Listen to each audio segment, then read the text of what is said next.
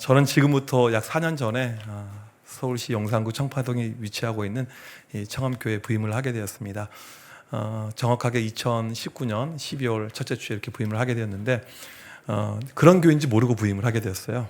무슨 말이냐면 와서 보니까 교회 이제 태반이 그 어르신들 이렇게 가득한 이런 교회였습니다.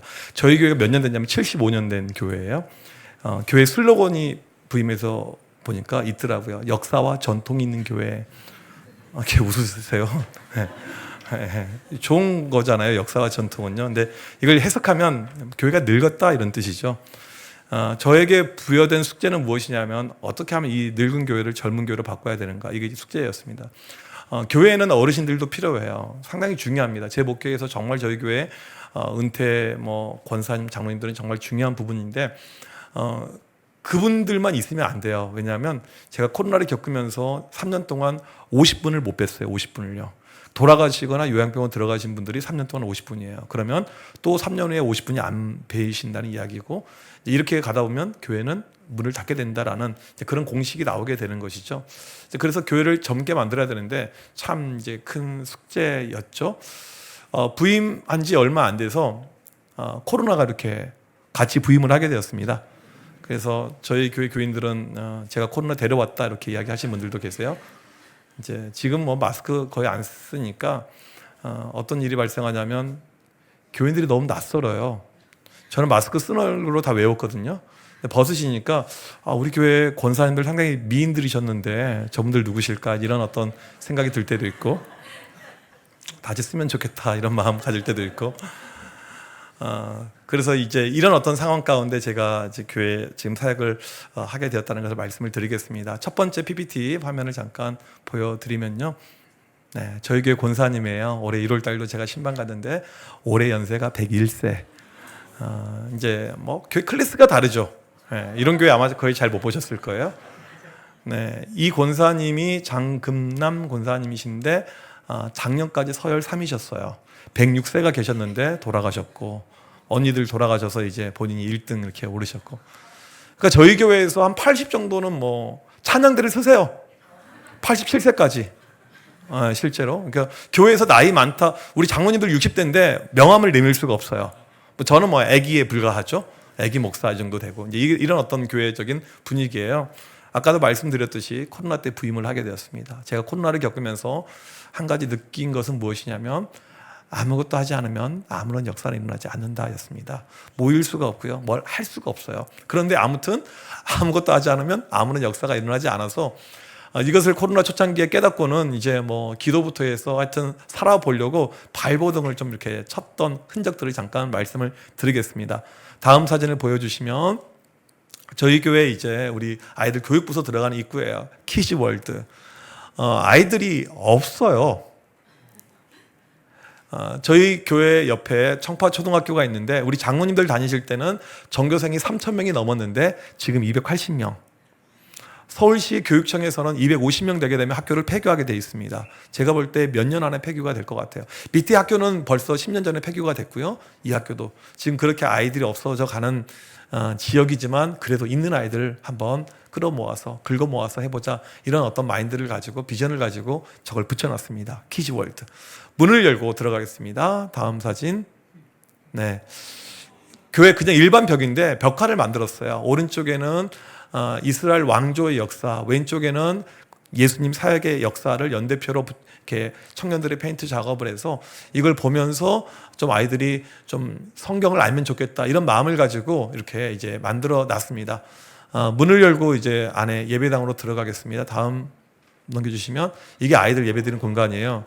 지금 여러분들 우아라고 이야기하시지만 이 공간은 없었던 공간인데 제가 처음에 와서 봤었을 때는 정말 그냥 한숨 나오는 이런 공간이었습니다. 절반이 찬양대 연습실이었고요. 나머지 절반이 부속실이었는데 코로나 때 하나님의 놀라운 섭리와 은혜 가운데 찬양대를 안 하게 되었잖아요.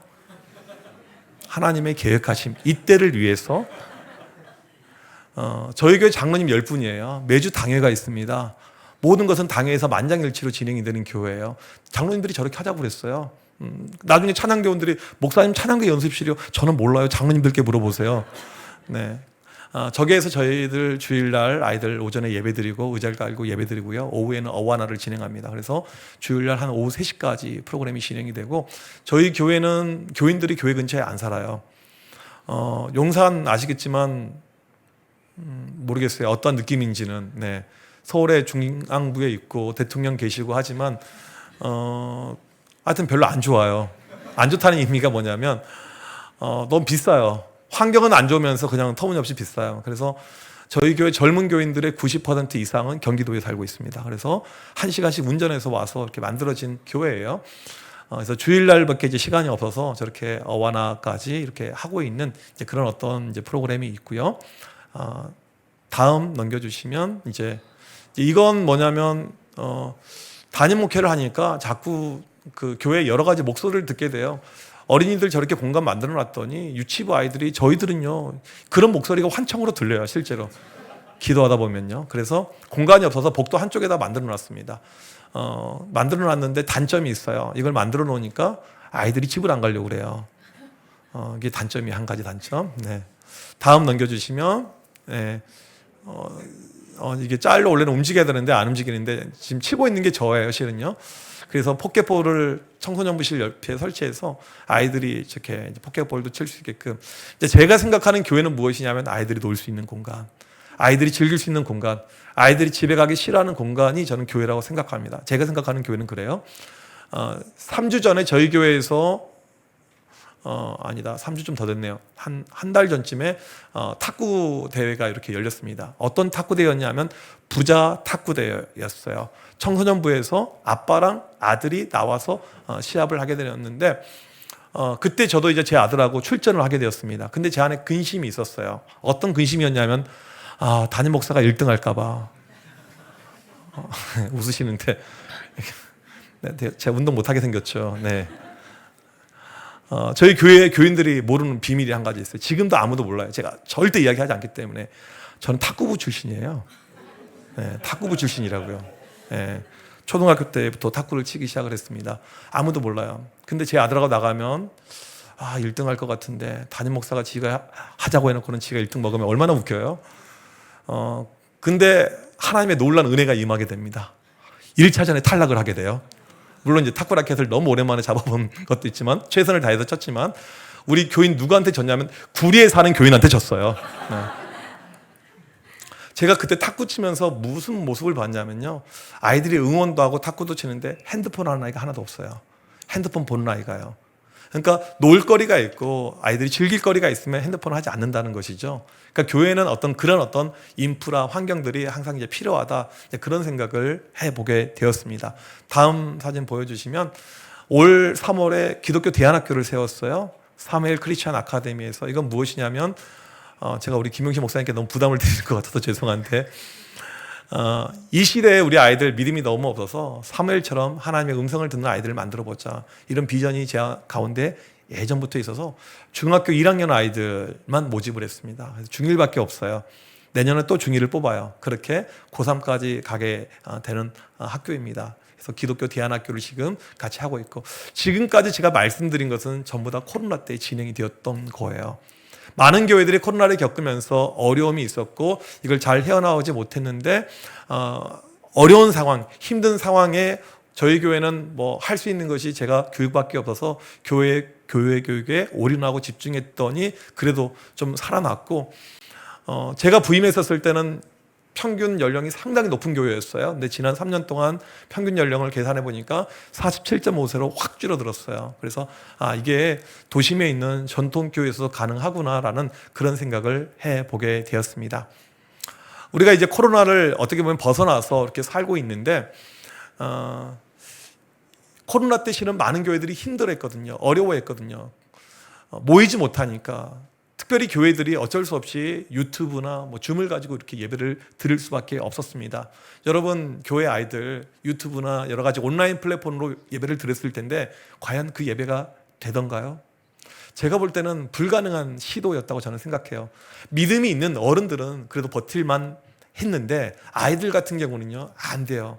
왜냐하면 믿음이 없으니까. 오늘 이 히브리서 11장이 믿음에 대한 내용의 장이잖아요. 우리 아이들 너무 믿음이 없어요. 제가 어쩔 수 없이 요즘에도 가끔 아이들 집회를 하지만 별로 그렇게 흔쾌히 기쁘진 않아요. 왜냐하면 믿음이 너무 없는 아이들에게 설교하는 것은 진짜 힘든 일입니다. 믿음이 있는 사람들에게 설교하면 저도 힘을 받거든요. 근데 믿음이 없는 아이들에게 설교하면 참 이게 쉽지가 않아요. 너무나도 이 시대 아이들이 믿음이 없는데 코로나 전부터 실은 아이들 믿음이 없었어요. 코로나 때문에 믿음이 없는 것이 아니고 코로나로 인해서 믿음이 없는 것이 드러나고 보여진 것이고 그 전부터 우리 아이들에게 믿음이 없었다는 것입니다. 기독교의 모든 지표는 지난 10년, 20년간 다 많이 났습니다. 아이들 계속 떨어져 가고 있고 최근에 장신대 박상진 교수님의 그 강연에 의하면 앞으로 7년, 8년 안에 한국교회 주일학교 90%가 문을 닫을 거라고 예견을 하고 있어요. 제가 볼 때 그 말은 결코 틀린 이야기가 아닙니다. 그 이유가 어딨냐면 우리 아이들에게 믿음이 없어요. 믿음이 없는 가운데 교회를 끌려 나옵니다. 부모님의 완력에 의해서 교회로 와요. 초등학교까지는 좀 괜찮아요. 중학교 올라가게 되면 애들이 개기기 시작합니다. 머리가 커져요. 고등학교 시험 기간에 안 내려고 그래요. 그 다음에 아이들이 성인이 되면 교회를 떠납니다. 거의 그런 패턴. 그러니까 교회의 모습이 이 주일학교가 항상 피라미드 구조를 가지고 있는 것입니다. 이게 참 어려운 부분이에요. 오늘 저는 여러분들에게 어떻게 하면 우리 아이들 좀 믿음을 세울 수가 있을 것인가, 그것을 조금 짧은 시간에 말씀을 드리려고 합니다. 다음 사진을 하나 보여주시면요. PPT. 네. 제가 작년에 이제 제주도 우리 선교가 있어서 갔던 이 사진인데 제 옆에 계시는 분은 그 교회 장로님이세요. 저는 어렸을 때 이 동네 출신이에요. 제주도. 남제죽은 표선면 토산 1위. 저는 그 토산 초등학교라는 학교를 이제 어렸을 때 이렇게 입학을 하게 되었습니다. 저희 지역이 어떤 지역이냐면 우상이 아주 강한 지역입니다. 뱀을 섬겨요. 우리나라에 뱀 신전이 딱 2군데가 있는데 그 중에 하나가 저기에 있습니다. 자매들이 시집을 갈 때요, 혼수로 뱀을 보냅니다. 제가 있었을 때만 하더라도 뱀을 죽여서는 안 됐어요. 뱀이 신이니까. 그런 지역에서 교회가 될 리가 만무하죠. 저 장로님이 누구시냐면 제가 초등학교 다닐 때 중학교 다녔던 형이에요. 안시 문중, 가장 그 기독교 박해가 심하고 이 넌크리스천 이 백그라운드가 아주 강력한 집안의 종손인데 이분이 교회를 다니게 되었어요. 물론 이제 좋아하는 누나가 있어서 꼬드김에 의해서 교회를 다니게 되었는데, 제가 어렸을 때 봤던 모습이 무엇이냐면 형 누나들이 아침에 학교 갈 때 교회 들려서 기도하고 학교를 가요. 학교가 끝난 다음에 교회 들려서 기도하고 집을 갑니다. 이게 제가 어렸을 때 80년대 봤던 한국교회의 모습이에요. 근데 지금 이런 모습이 전혀 없습니다. 아이들 주일날 1시간, 한 번, 이것도 지각하고 예배에 집중하지 못한 믿음이 사라져버린 이 세대의 모습을 우리가 보고 있습니다. 지금 우리 아이들에게 가장 중요하고 필요한 것은 무엇이냐면 믿음을 세우는 거예요. 저는 그렇게 생각합니다. 아이들 많아지면 좋겠지만, 아이들이 정말 풍성해지면 좋겠지만, 그것 이전에 필요한 것은 우선은 우리 새끼들, 우리 집에 있는 우리 아이들, 그 다음에 또 우리 교회에 있는 우리 주일학교 아이들, 그 아이들 어떻게 하면 믿음을 세울 것인가, 이것이 저는 가장 급선무한 중요한 이슈이고 주제라고 생각합니다. 오늘 거기에 대해서 몇 가지 말씀을 드릴 텐데, 먼저 첫 번째로 다음 화면을 넘겨주시면 필요한 것은 무엇이냐면 이 예배 회복. 이 주일학교에서 가장 중요한 것 이야기하라면 저는 다른 것이 아닌 예배라고 이야기합니다. 어른들도 예배고 아이들도 예배예요. 항상 이 교회가 되는 교회는 예배고요, 안 되는 교회는 예배가 안 되게 되어져 있습니다. 제가 앉아서 잠깐 생각을 하는 가운데 과거가 잠깐 이렇게 떠오르더라고요. 어떤 과거냐면 약 18에서 19년 전이에요. 정확한 날짜를 기억하지는 않지만 제가 미국에 있을 때 목사 안수 받으러 잠깐 한국에 나온 적이 있는데, 그때 이찬수 목사님께 부탁드릴 일이 있어서 분당 우리 교회 예배를 제가 참석했던 그 기억이 잠깐 나더라고요. 한 18에서 19년 전. 이제 분당 우리 교회 출신들 혹시 아시겠지만 그 당시 약 20년 전에 분당 우리 교회면 아주 큰 메가처치는 아니었습니다. 한참 잘 자라고 있는 교회였어요. 제가 그때 이찬수 목사님 뭘 부탁하기 위해서 갔는데, 목사님이 제 부탁을 듣기 전에 먼저 물어보는 것이, 목사님, 그때 제가 강도사였대. 강도사님, 우리 교회 예배 어때요? 그걸 물어보더라고요. 우리 교회 예배 어때요? 예배 이걸 좀 바꾸면 어떨까요? 이렇게 계속 예배에 대한 이야기만 계속, 아니 내가 부탁을 해야 되는데 그분이 저한테 계속 이야기를 하시는 거예요. 그러니까 처음부터 이 분당 우리 교회는 여러 가지 프로그램이 있지만 제가 볼 때는 예배가 상당히 특화된 교회. 그러니까 코로나를 겪으면서 전 세계에 있는 모든 사람들이 다 그 교회만 예배 듣잖아요. 제 이야기를 드리자면 저는 주일날 제 루틴이 어떻게 되냐면 새벽 5시에 기상해가지고 교회를 갑니다. 주일날이요. 주일날 새벽 예배부터 인도를 해요. 주일날 설교를 4번 합니다. 그렇게 살아요. 네. 왜냐하면 이제 원래 저희 교회는 그런 교회니까요. 전통 교회니까. 그래서 이제 새벽 예배가 끝난 다음에 그때는 컨디션이 괜찮아요. 네. 컨디션 제일 안 좋을 때가 이제 3부 예배 설교 직전이 제일 안 좋은데 가끔 졸다가 예배 늦을 뻔한 적은 없지만 그게 좀 트라우마는 좀 있을 때가 있어요. 제가 이제 아침 7시가 되게 되면 교회들 예배를 좀 이렇게 이런 표현 좀 쓰면 적절하지 않는 것 같지만 서칭을 이렇게 해요. 이렇게 쭉 봐요. 그 중에 이제 분당 우리 교회를 봅니다. 제가 코로나 때 보니까 와, 아침 7시 타임에 실시간 들어온 사람들이 그 아침 7시에 8,000명, 9,000명, 10,000명 가까이 들어오는 거예요. 와, 전 세계에서 다 들어오고 있구나. 특별히 미국에서 많이 오는구나. 근데 그런 생각을 해보게 되었습니다. 사람들은 예배밖에 없어요. 모든 것이 예배죠. 우리의 믿음은 들음에서 나는데 그 들음이 있는 곳이 예배인 것이죠. 어른들만 그런 것이 아니고 이것이 아이들도 같다라는 거예요. 아이들 예배를 드리는데 들음이 아이들에게 들어오지 않게 되면 무엇인가 문제가 발생하게 되고 그 아이들이 믿음으로 갈 수 없게 된다는 것입니다. 지금 우리 이제 예수가온교회 참 이름도 너무 좋은데 앞으로 더 도약하고 더 믿음으로 성장하기 위해서 주일학교 목사님 무엇에 투자하면 좋겠습니까? 아까 보여드렸던 시설은 다 뒤로 하고 그건 다 잊어버리세요. 저희 교회 이야기니까. 가장 중요한 것 한 가지를 말씀드리자면 예배예요.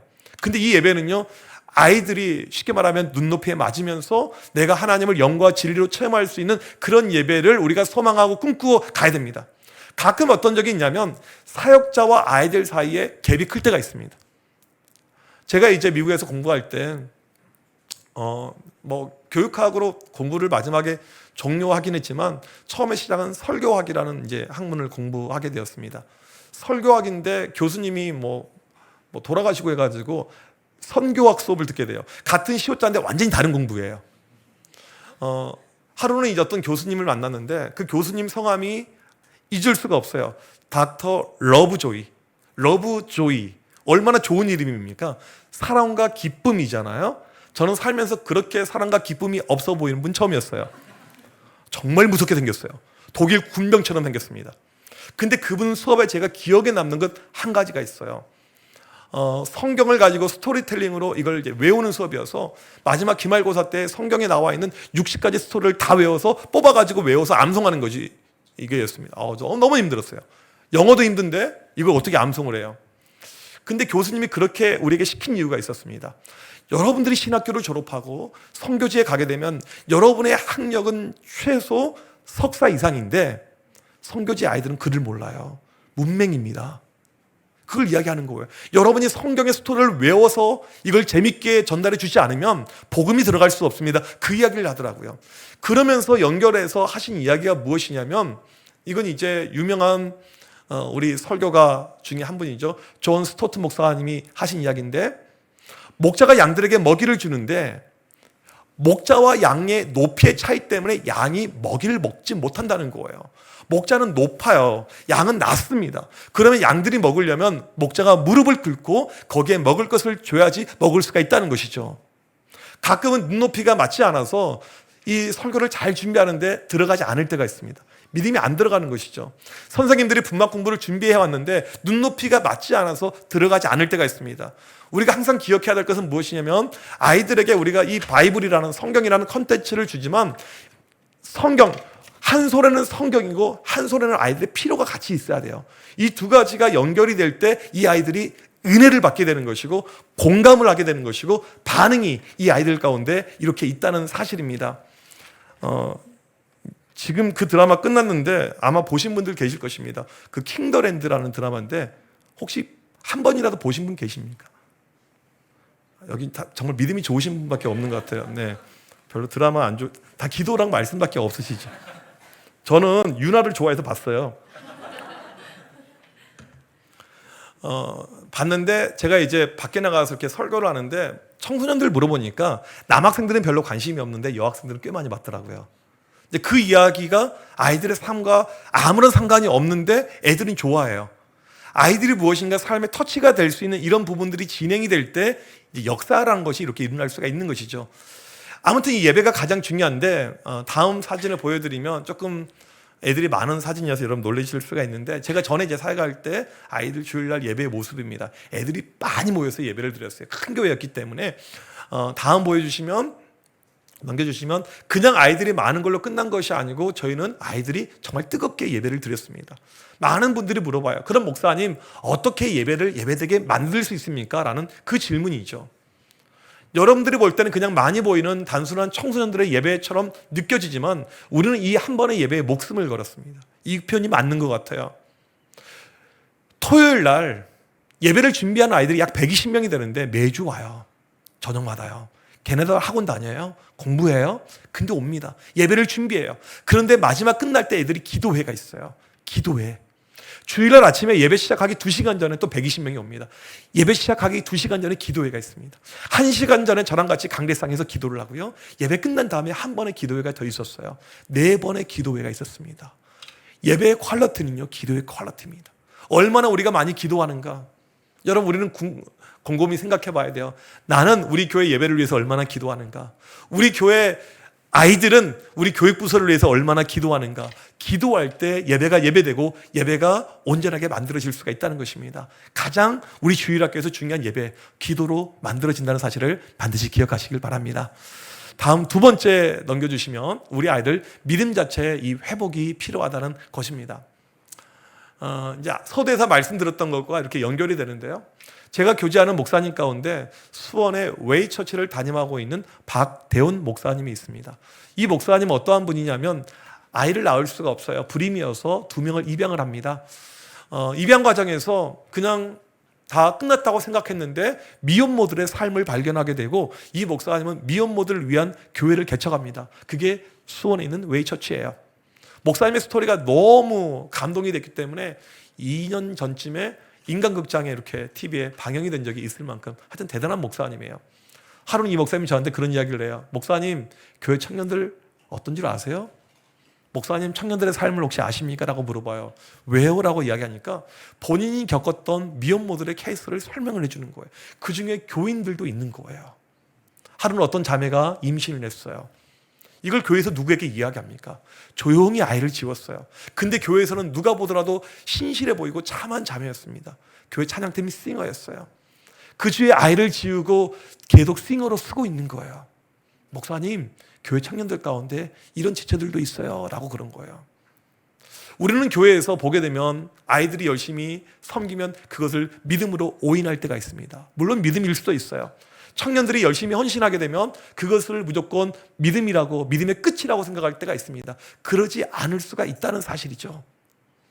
제가 대안학교를 시작하고 이제 저희 아이들 목사님 자녀들도 있고 다 믿음 좋은 아이들이 주로 있는데 한 번은 제가 설교하다가 물어봤어요.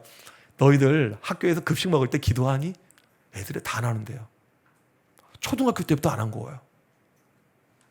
여러분, 급식 먹을 때 기도하는 것은 우리 신앙의 기본 중에 기본이고 내 삶에서 하나님의 존재를 인정하면서 살아가는 것인데 애들이 가장 기본 중에 기본을 안 하고 지금 살고 있다는 것입니다.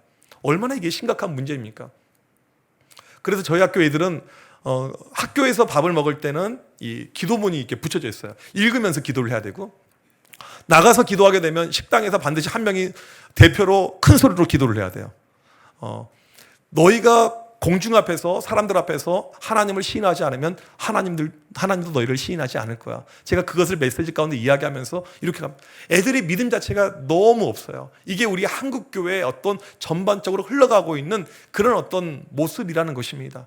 교회 출석하는 거, 그냥 많이 온 것, 이것이 중요한 것이 아니고 우리 아이들 가운데 믿음이라는 본질이 과연 있을까? 이것을 우린 끊임없이 고민하고 계속해서 나아가야 됩니다. 애들이 얼마나 욕을 잘하는지 몰라요. 청소년들이 얼마나 욕을 잘하는지 몰라요. 저희 교회 교사한테 물어봤어요. 제 아들 이름이 다민이거든요. 목사님, 다민이가 욕을 안 했으면 좋겠어요. 그러니까 제 아들이 욕을 많이 한다는 거죠.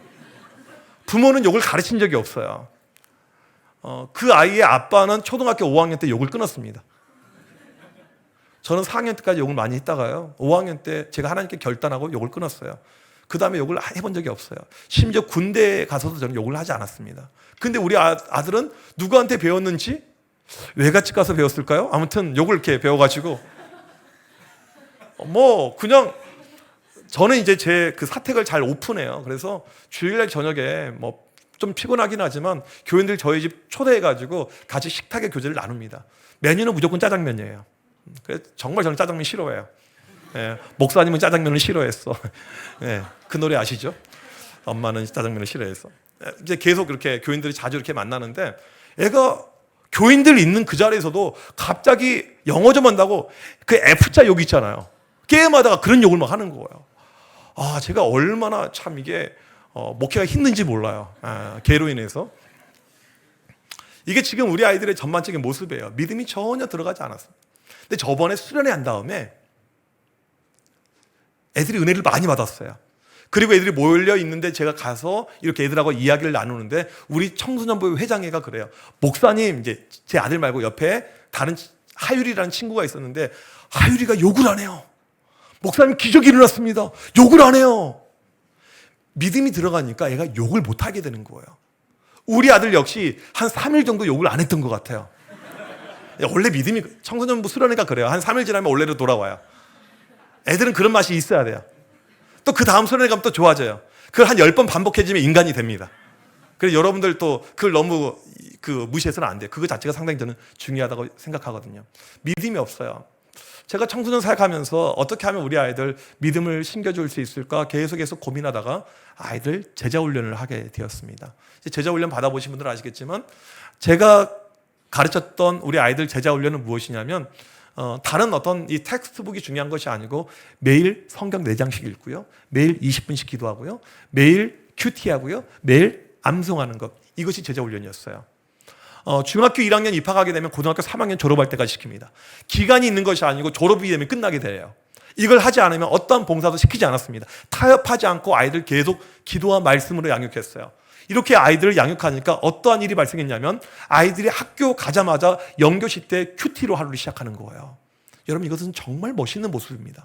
저는 이 아이들이 공부 잘해서 명문대 가는 것과 비교가 안 되는 모습이라고 생각해요.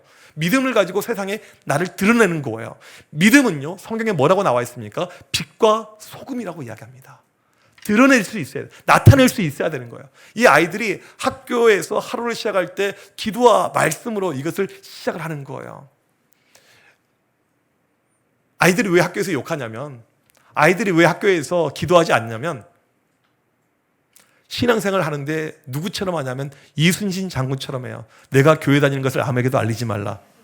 이게 아이들의 일반적인 모습입니다. 드러낼 때 아이들의 삶이 달라지게 돼요. 그 다음에 하루를 기도로 시작하면서 살아갈 때 이 아이들 가운데 참된 믿음이 들어가게 됩니다. 그런 가운데 다른 친구들이 그 모습을 보면서 도전받는 애들이 발생해요. 다른 교회 아이들이. 그리고 학교에서 같이 기도 모임들이 만들어지게 되었습니다.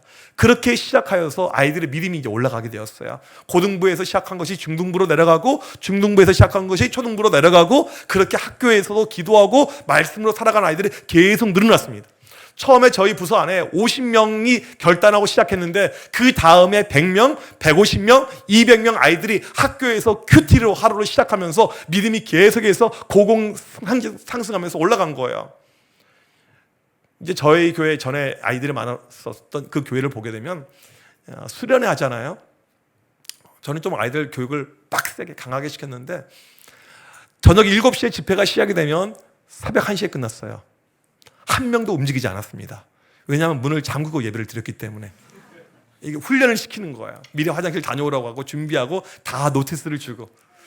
근데 이제 이 아이들이 그냥 길게 예배 드린 것, 이것이 중요한 것이 아니고 6시 반부터 로비에서 앞자리에 앉기 위해서 웨이팅을 서고 있습니다. 은혜 받기 위해서. 근데 그때 이 아이들이 뭐 하냐면 약 200명 아이들이 로비에서 통성으로 기도하고 있어요. 하나님, 이 밤에 은혜 주옵소서. 은혜 아니면 우리가 살 수가 없습니다. 여러분, 지금 제가 여러분들에게 이야기하고 있는 것은 먼 나라, 이웃 나라 이야기가 아닙니다. 대한민국의 이야기예요. 불과 얼마 전의 이야기입니다. 아이들이 믿음이 올라가니까 우리가 상상할 수 없는 범위까지 계속해서 올라가는 거예요. 한 번은 저희 교회 교사들이 갑자기 많이 그만둔 적이 있었습니다. 교사가 부족해요. 교사 수급이 안 돼요. 계속해서 기도했죠. 하나님 어떻게 해야 될까요? 교사가 없네요. 계속해서 기도하는 가운데 하나님의 응답이라고 할까요? 알아서 찾았어. 이렇게 응답이 왔어요. 보니까 고등학교 3학년 졸업생들이 있어요.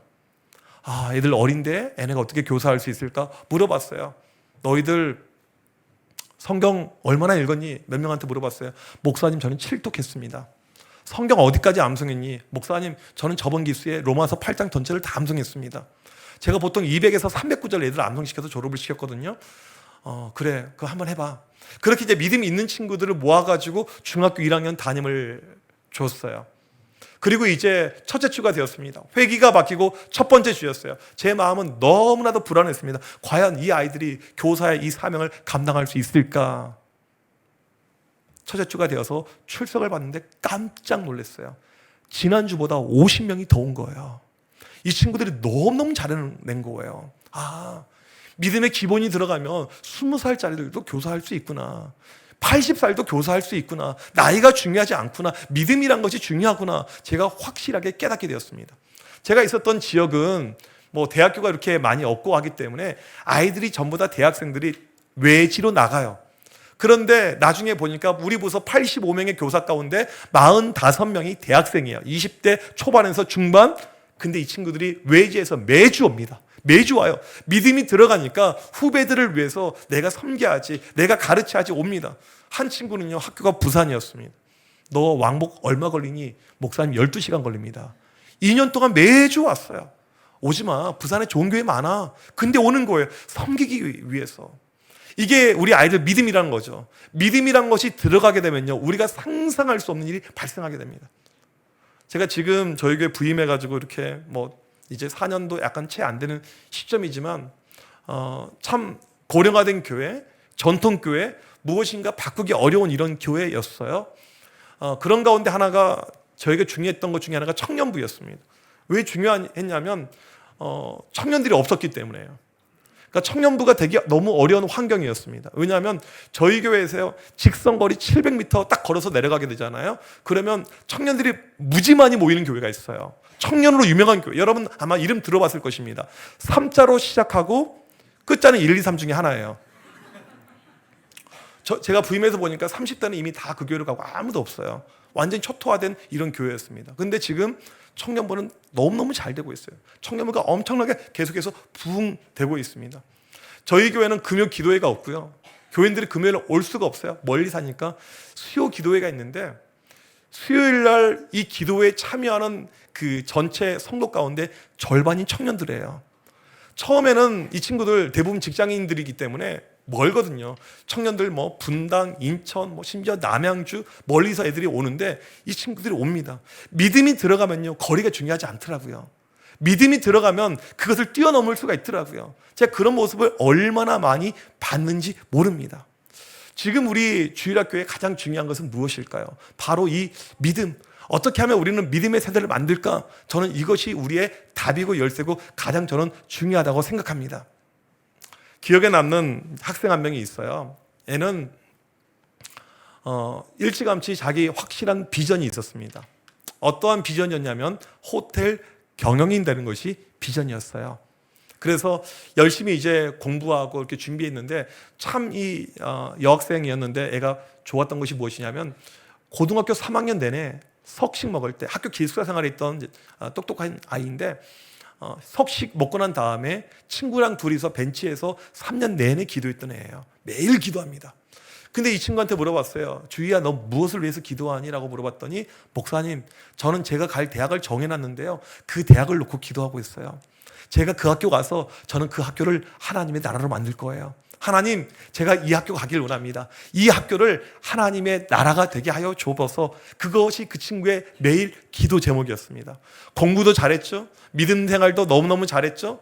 학교에 대한 것도 너무너무 잘 준비하고 있었습니다. 그렇게 이제 고3이 되었고 원서를 제출할 시간이 되었습니다. 내신 관리를 잘했어요. 수시로 충분히 서울에 있는 그 대학을 갈 수 있게끔 다 준비가 됐습니다. 원서를 쓰고 제출했습니다. 이제 면접만 보면 되는 거예요. 선생님이 이야기할 때 주희야, 너 이변이 없는 한 무조건 붙을 거야. 그렇게 이야기를 했어요. 근데 면접 날짜가 나왔는데 주일날 면접이 걸린 거예요. 보통 청소년들이라 하면 그냥 가요. 주일날 빠지고 그걸 그렇게 죄책감 있어 하지도 않습니다, 요즘에는요.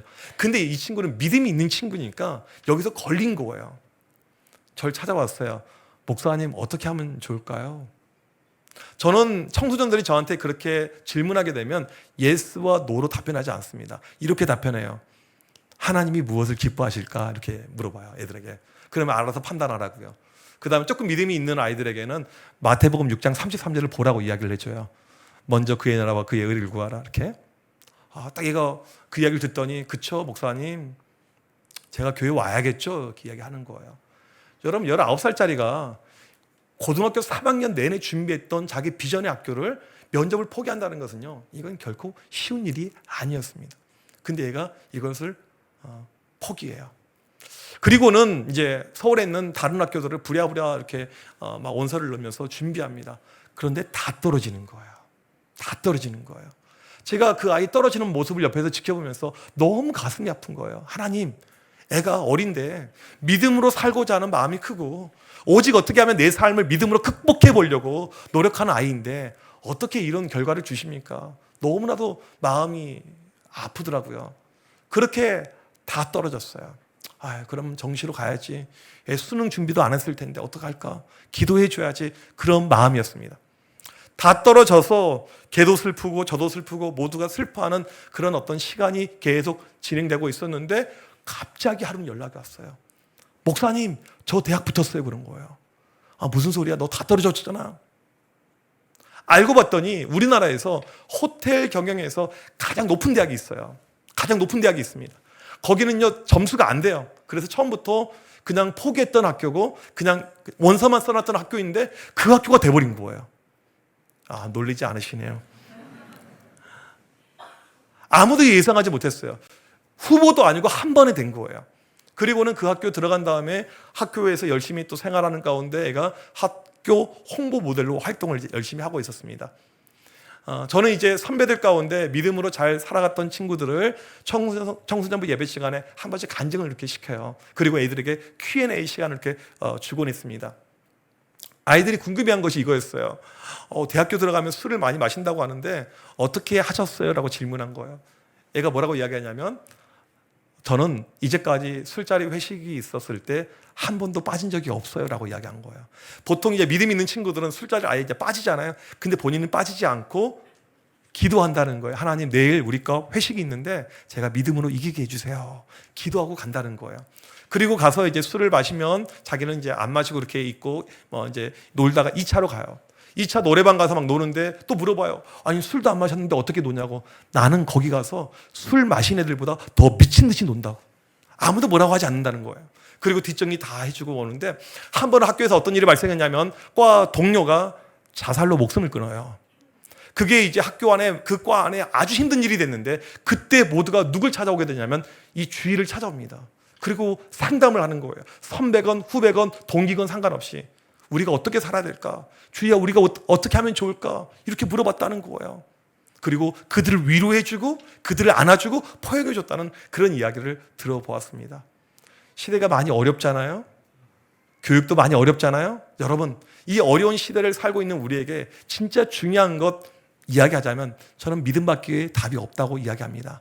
오늘 히브리서 11장 38절, 이런 사람은 세상이 감당하지 못한다고 했는데 우리 예수 가온교회가 바라봐야 될 어떤 믿음의 표상, 믿음의 어떤 핵심이 무엇인가? 바로 이 히브리서에 나와 있는 이 모습, 우리 아이들, 여기서 배출되는 아이들이 그런 믿음의 세대가 되게 하여 주시고 그런 믿음으로 달려나갈 수 있는 우리 교회가 되게 하여 주옵소서.